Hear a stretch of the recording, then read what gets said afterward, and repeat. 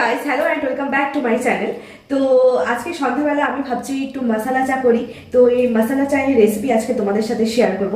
তো চলো শুরু করা যাক। তো ফার্স্ট আমি গ্যাসটা ধরিয়ে নিচ্ছি। একদমই সিম্পল একটা রেসিপি, বাট খেতে দুর্দান্ত লাগে, খুবই ভালো লাগে।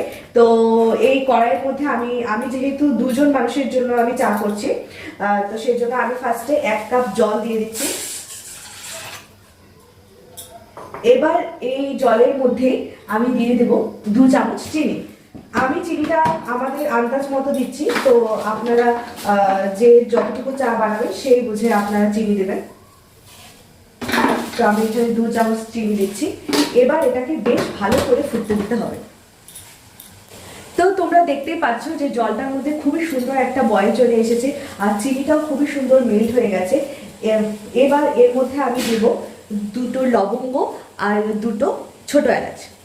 আপনাদের কারো কাছে যদি দারচিনি থাকে তো আপনারা সেটাও ইউজ করতে পারেন, বাট আমার কাছে আজকে দারচিনি শেষ, তো সেই জন্য আমি ইউজ করছি না। তো যাই হোক, তো এবার এই লবঙ্গ আর ছোট এলাচটা দিয়ে বেশ ভালো করে 2-3 মিনিটের মতো আমি এটাকে ফুটতে দেবো। তো মশলাগুলো দিয়ে প্রায় 2 মিনিটের মতো হয়ে গেছে। এরপর আমি এর মধ্যে দিয়ে দেবো একটুখানি আদা দিলে মশলা চায়ের সেন্টটা, ফ্লেভারটা খুবই দারুণ হয়। আর আদা ছাড়া মশলা চা হবেও না, মানে ভীষণই ইনকমপ্লিট থেকে যাবে। তো এটাকে দিয়ে আমি খুব ভালো করে আরও 2-3 মিনিটের মতো ফুটিয়ে নেব। তো তোমরা দেখতেই পাচ্ছ সবগুলো মশলার সাথে এখানে আদাটা খুব ভালোভাবে বয়েল হয়ে গেছে, খুব ভালোভাবে ফুটে গেছে। এই সময় আমি এর মধ্যে দিয়ে দেবো চাপাতি। তো আমি এখানে প্রায় 1.5 চামচের মতো আমি এখানে চাপাতির ইউজ করব।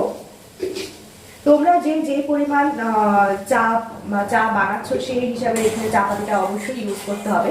তো আমি যেহেতু 2 কাপ বানাচ্ছি সেই জন্য আমি এখানে প্রায় 1.5 চামচের মতো আমি এখানে চা পাতা দিয়ে দিলাম। চা পাতাটা বেশ কিছুক্ষণ ফুটিয়ে এরপরে এর মধ্যে অ্যাড করে দিতে হবে দুধ। তো এখানে চা পাতাটা দিয়ে আমি প্রায় এখানে 2 মিনিটের মতো ফুটিয়ে নিয়েছি। এরপরে এখানে সবার লাস্ট যে স্টেপ, আমরা এখানে অ্যাড করে দেবো দুধ। তো আমি এখানে আমুল গোল্ড যে দুধটা পাওয়া যায়, প্যাকেটের দুধটা, সেটা আমি এখানে ইউজ করছি।